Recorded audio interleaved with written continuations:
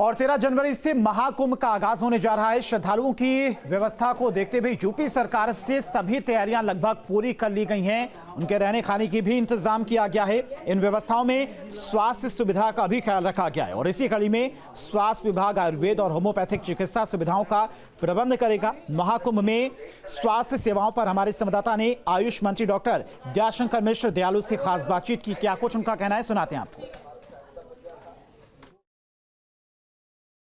प्रयागराज में हो रहे महाकुंभ के दौरान 24 घंटे चिकित्सीय सुविधा उपलब्ध रहेगी। हमारे साथ आयुष मंत्री दयाशंकर मिश्र जी हैं।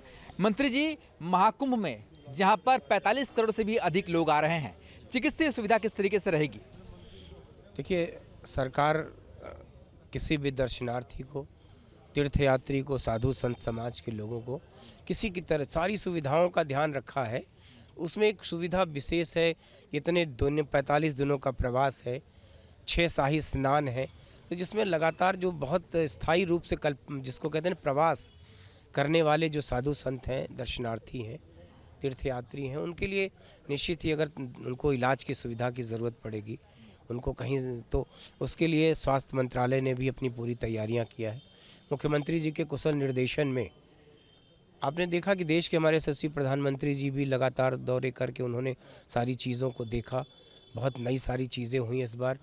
प्रयागराज ऐसा देश का ज़िला बन गया है जिसमें 6 से ज़्यादा कॉरिडोर बन रहे हैं और मुख्यमंत्री जी ने भी लगातार दौरों से पूरे कुंभ को ऐतिहासिक बनाने में कोई कोर कसर नहीं छोड़ा।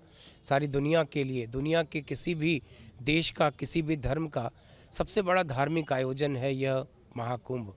45 करोड़ लोगों के आने का अनुमान, सारा संसार आएगा। तो ऐसे में उनको सुविधाओं के लिहाज से तो स्वास्थ्य की सुविधा भी सर्वोपरि है। उसी के लिहाज से आयुष मंत्रालय ने 20 अस्थायी अस्पताल बनाए हैं जो हमारे अलग अलग सेक्टरों में हैं, जिसमें 10 अस्पताल आयुर्वेद के हैं, 10 अस्पताल होम्योपैथ के हैं, करीब सैकड़ों डॉक्टरों की टीम जिसमें 40 डॉक्टर हमारे होम्योपैथ के हैं, 28 डॉक्टर आयुर्वेद के हैं और सैकड़ों की संख्या में हमारे फार्मासिस्ट हैं। पूरा पैरामेडिकल स्टाफ वहाँ रहेगा। तो कुल मिला के एक बड़ी फौज वहाँ 24 घंटे अपनी सेवाएं देगी। दवाओं की भी उपलब्धता सुनिश्चित करा ली गई है, तो दवा का भी अभाव नहीं है। तो मुझको लगता है कि जब कुंभ की शुरुआत होगी और उसके समापन के दिन तक किसी को इलाज की सुविधा के लिए, किसी बीमार को कहीं, यहाँ तक कि अगर कोई व्यक्ति हमारे आश्रम में, हमारे अस्पतालों तक ना आ सके तो डॉक्टरों की टीम वहाँ जाके उनके बीच में, उनके स्थायी जो पंडाल उनके हैं वहाँ भी जाकर इलाज करेंगे। तो मुझको लगता है कि स्वास्थ्य एक बहुत बड़ी प्राथमिकता है सरकार की, जो मेला क्षेत्र में उपलब्ध कराई जाएगी। हमारे जो स्वास्थ्य मंत्रालय के द्वारा अस्पताल बनाए जा रहे हैं, उन्होंने भी बड़े अस्पताल बनाए हैं।